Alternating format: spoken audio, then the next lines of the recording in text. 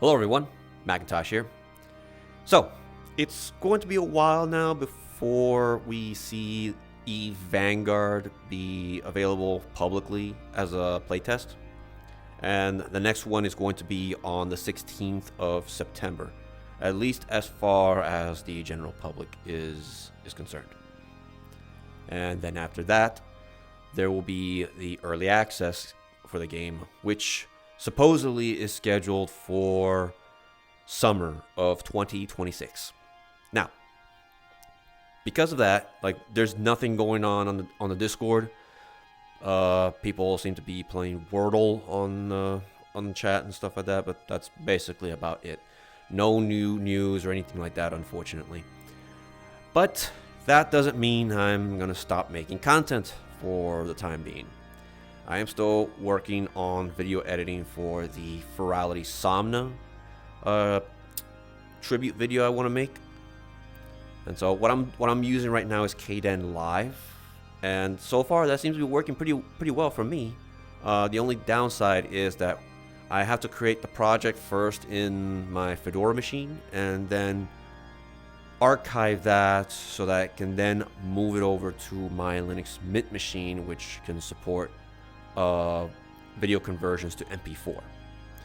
Something going on with Fedora and the codec that for some reason seems to be unavailable or unsupported or something like that. I don't know what the hell's going on with Fedora in particular. Now the reason I'm not immediately doing the video editing on the Linux machine is because my Linux machine is rather slow and I don't want to be hung up on that. Although as an alternative, I could practice video editing within Blender, because I just realized now you can actually edit videos in Blender, and I've already gotten used to the control schemes and systems for Blender in general, so I ought to do that. So moving on, what am I going to do in the meantime though? What am I covering? This video is going to be the first time I'm going to be talking about what I'm doing right now, and that is learning how to do weapon animations. Now, this is for now though, this avatar that I'm wearing, the Galente Quaff Scout, or Galente Quaff Scout, as some people like to pronounce it, it has certain toggles that I've added to it. So let me go ahead and demonstrate. So right now, this is the Upwell knife. It's not the Nova knife, unfortunately. I think I'm not sure if I still have the Nova knife file. I think I have the Nova knife mesh. I mean, after all, I 3D printed the damn thing. But it does not come with the textures, and so I'm gonna struggle to find a texture set to replace the missing textures. So I'm gonna work on that. But in the meantime, this is the Upwell knife. This is from the last public playtest of the Vanguard, and I think that was the Solstice event, if I remember correctly. So this avatar here is from I think from the Solstice event as well, from E Vanguard, and so this Upwell knife is included as well. So now, what's the difference between the Upwell knife and the Nova knife? Well, the Upwell knife, of course, was fabricated by the Upwell Consortium and EVE Online, the NPC corporation. Now, the Nova knife was, if you recall from my last video covering the small arms industry of New Eden, the Nova knife was developed, I think, if I remember correctly, by Ishikone. I can't remember. Please correct me if I'm wrong. I'm gonna have to look back at my video to see what I said about it. But I do remember that originally the Nova knife was created as a utility to cut through metal in case of an emergency, which later got adapted for assassination attempts or rescue missions, VIP rescue missions specifically, and then it became pretty common in Dust 514. Now, moving on. Here we got the Caldari sniper rifle. This one. This was actually a pretty fun weapon to use in Dust 514. Now you'll notice, I don't know if you can see it here. I'm not sure if you can. Well, let me put the camera right there. See right there? Yeah, you can see the targeting reticles. One in the back, and there's one in the front as well. Now, this is actually the, if I remember correctly, the sure sight system by Lindy. I think Lindy created the Unity package or the asset for this type of use case. The idea is basically you just put like any type of like customizable scope on the model in VRChat. Like any weapon you have, like a sniper rifle, revolver, shotgun, whatever. You can just slap on the scope, and also you can customize these scopes individually. You can use your own textures and stuff like that and create your own crazy designs.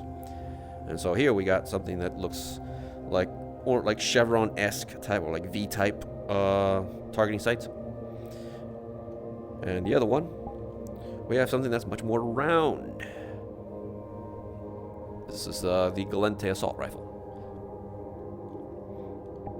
Now, touching a little bit on this though, in Dust 514, the sniper rifle actually came in two flavors. One that's for charged, and the other one was more like just traditional sniping, like fire, reset, fire, reset. But the one that was charging, it would not fire unless you let go of the trigger. So you would hold the trigger. You aim, you hold the trigger, and it'll charge up, it'll spool up, and it won't fire until it is completely spooled up, and it'll hold that charge. This was completely different from the Caldari rail rifle that was employed in Dust 514, which is the assault which is basically the Caldari equivalent to the Galente assault rifle. The Caldari rail rifle had it where it'll spool up, and then as soon as it finishes spooling up, it'll just start firing until all the energy is discharged, or until the ammunition is completely expelled. This one, on the other hand, you had about five shots, but when it spools up and completely charges, it's ready to fire when you let go. But if you let go before it finishes spooling up, it's not gonna fire. It's like you just wasted time doing that. So you aim, you hold the trigger, hold. You're aiming, you're holding, you spot your target, let go of the trigger, bam, headshot. And then hear that gong in the back, and it like just messing with your ears. Funny thing about that. Now, because this was the charged sniper rifle, because of that, I think it was the Thalys, like the Thalys sniper rifle. I think it was that. Could be wrong. Those of you who are Dust 514 veterans, please correct me. That one had it where because it only fired when you let go of the trigger.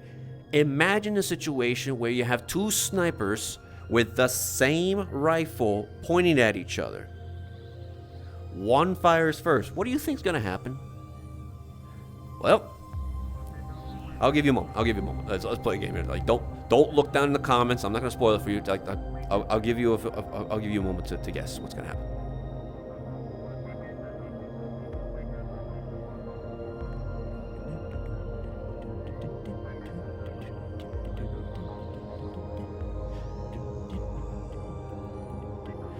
You done? You got it? All right. What did you think? What was your guess? What was your guess? Tell me. Okay. Well, here's the answer. They both died. What happened? Remember what I told you about the charge? That it only fired when you let go of the trigger? Well, when one person fires the rifle by letting go of their trigger, the person who gets killed and they're aiming straight at each other, well, guess what? When they die, their trigger finger lets go, which consequently causes their rifle to fire back. Basically, mutual kill, and that was pretty damn common in Dust 514. Crazy shit. Crazy times back then. All right, so I'm learning with this now when it comes to animations.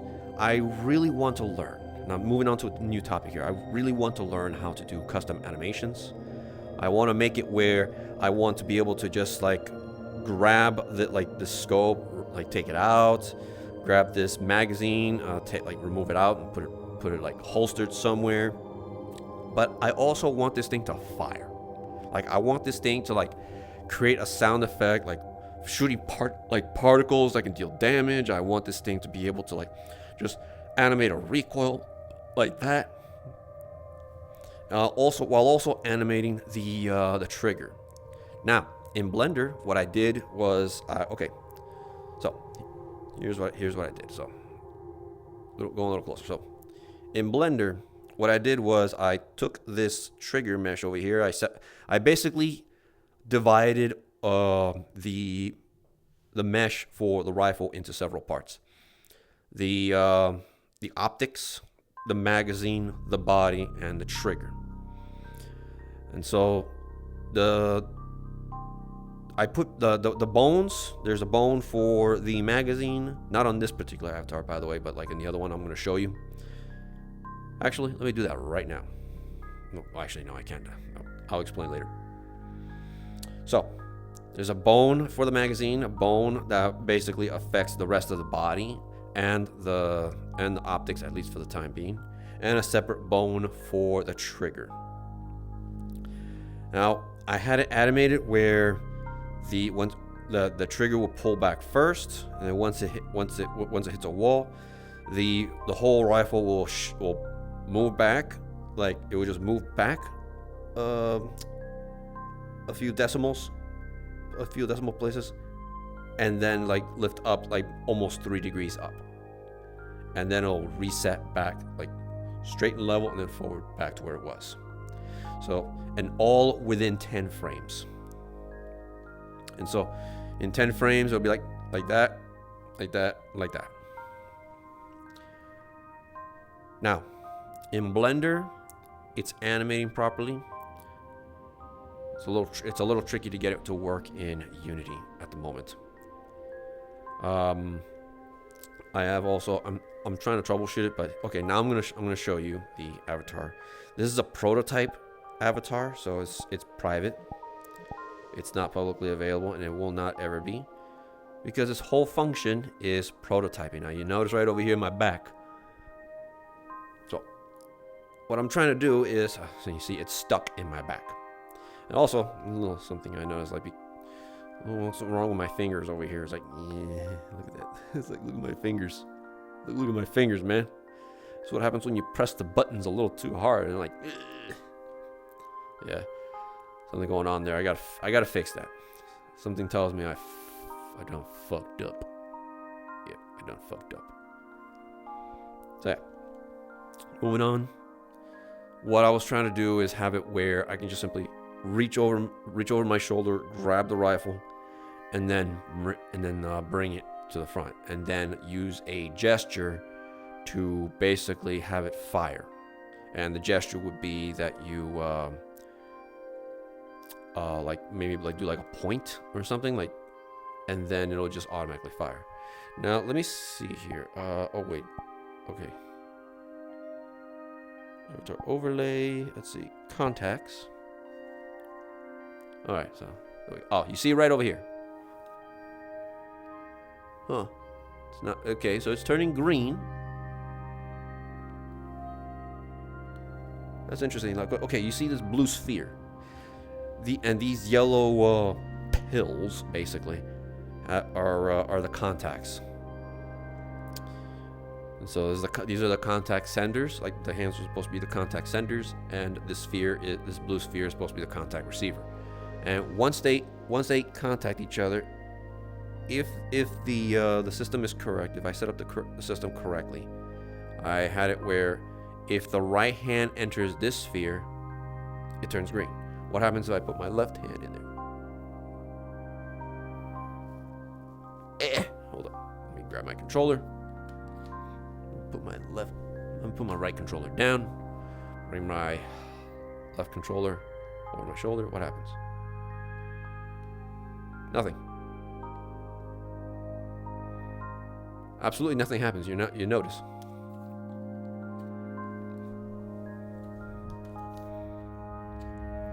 But when I put my right hand, it turns green. So, at least I know that that's working. Well, fizz bones. Fizz bones. Fizz bones proximity. Nothing. None. Okay, so we got contacts there. Now, enable gestures. So what happens? Nothing.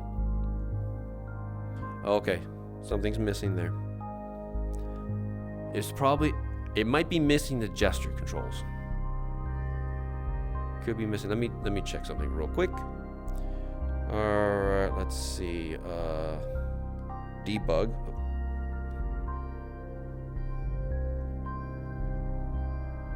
Let's see. Parameters, velocity, float. Oh, there we go. Gesture, left, right, wait. Okay. Page down. Okay, looking at this. Gesture, right. Integer, left, wait.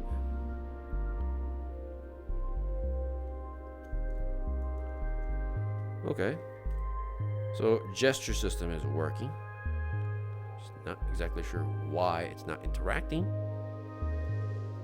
I have to be missing something. I'm clearly missing something. So, what can I do now? Let me go ahead and toggle off this debug window. Toggle off gestures. And put away this thing. So, it's stuck in my back. I have it where the constraints, it's using constraints. There's a constraint on my back and there's a constraint on my right hand. The idea is that when I reach over my my shoulder like this and just like it hits the contact, it'll automatically switch over to my right hand in an animation that I think is set to like 0.01 seconds. However, I think I'm missing a component because looking at the tutorials, I was supposed to add a another component where it would have it where as soon as it enters, I'm supposed to also do the grip gesture, and it'll automatically enable it to switch over to the right hand with the grip. Like so, it's so if it's simultaneously entering the contact receiver. If the right hand as a contact sender is entering the contact receiver of the avatar, and simultaneously there's a grip gesture, it'll automatically take the rifle off my back and put it on my right hand. That's the idea. But in Unity, I'm struggling to find that gesture system, so I may need to import that and then install it on the avatar, set it up, and then try again. So the idea is, once that is done,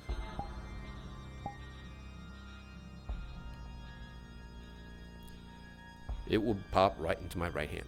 And by the way, on that avatar, the targeting system is a little different. Actually, let me bring that up. Actually, let me do that. Let me bring that up and see if maybe you can see it. Let me control the camera here. I'm gonna have to hold still while you watch.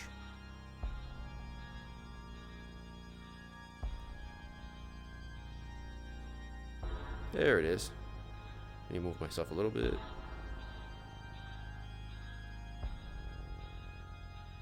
You see that? Look at that. Whew. Oh, this is like interesting here, trying to like get this thing to line up.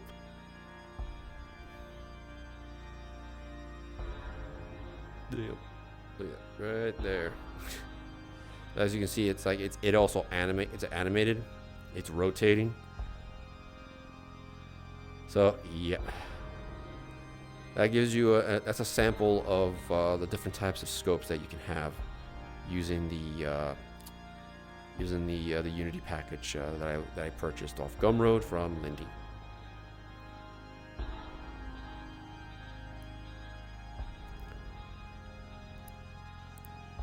So I'm learning that in the meantime. So, what about what else do I plan on doing? What's my end goal with this? Well, let me switch over.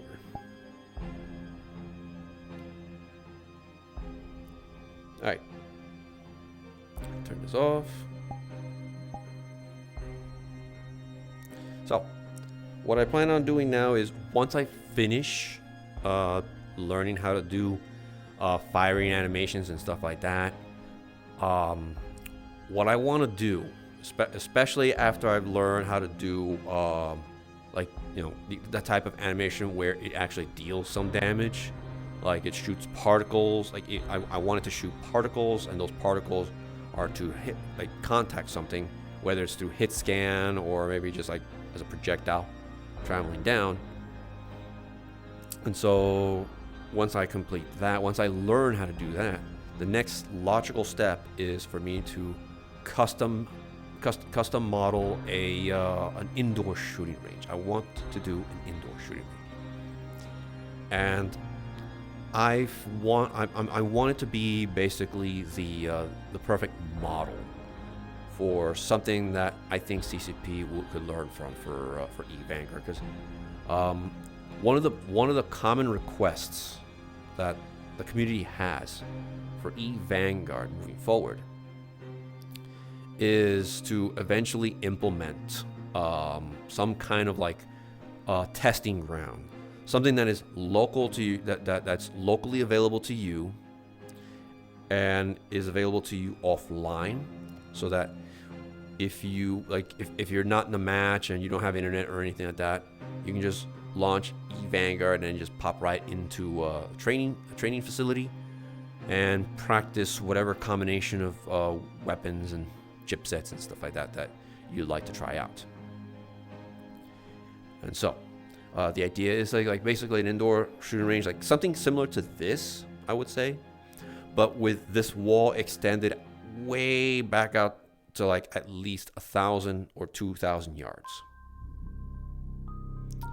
And so once that's set up, be like a wide range where like on one side will be the weapons, the other side will be maybe like different chipsets or modules that you want to outfit into the weapon, and then fire at your own leisure. No additional expenses. You're not consuming anything. And the idea is for it to also be offline, so that basically free reign. Like all weapons available, all ammunition available, no limit to ammunition. Just keep firing and firing and firing. And maybe do something like similar to, say, Titanfall 2, where they have the gauntlet, where you just simply go in and challenge yourself. With the only thing that's being connected to the network was the leaderboard, and see who was top dog at speed running the gauntlet. Oh man, how many of you guys remember playing that in Titanfall 2? Shit, I sucked at the gauntlet though. Apparently, I suck at parkour. So, moving on. Yeah. So, as for the video editing, I'm going to have to learn how to utilize the video editing portion of Blender to see how that would compare to, say, Kdenlive. Kdenlive works on Linux, of course. It works on both Fedora Linux and Linux Mint. But the problem, like I said, happens to be the codec. It's much more efficient for me to just simply compile, like edit it in on the Fedora machine, then archive it and move it and send it over to my Linux Mint machine, where it's then compiled and rendered for as an MP4. Now, the only issue I have with Kdenlive is that when it comes to the previewing, like when you preview a video, like or a snippet of it, okay, when you preview the source file directly, there's no lag. But if you're previewing a clip of that file in the timeline, it starts to stutter or lag. And that's causing me a bit of a headache because I want to see how I look, talk, and stuff like that. So that's not helping. So what I'm going to do is learn how to do animation, how to do video editing and compiling using Blender. Or if there's no if there's no codec supported for it there, I can just simply, of course, package it up and send it over to my Linux Mint machine, which also happens to have Blender installed. Previously, I've used DaVinci Resolve. Supposedly, DaVinci Resolve can work on Linux, but I think it has to be a specific distribution. I can't remember which. I'm not sure if it's Arch Linux or something else, but I'm having trouble. I'm not able to get it to work properly in Fedora. It doesn't launch at all for me on the Linux Mint machine, so something's going on. Well, that's all I got to say though. I hear the weather. It's stormy outside, and I'm gonna have to cut this recording short in case the computer crashes because of a power outage. All right. Hope you guys enjoyed that. And hopefully we'll see each other again the next time when the next public playtest for eVanguard is available. And again, the next scheduled public playtest is supposedly the 16th of September this year.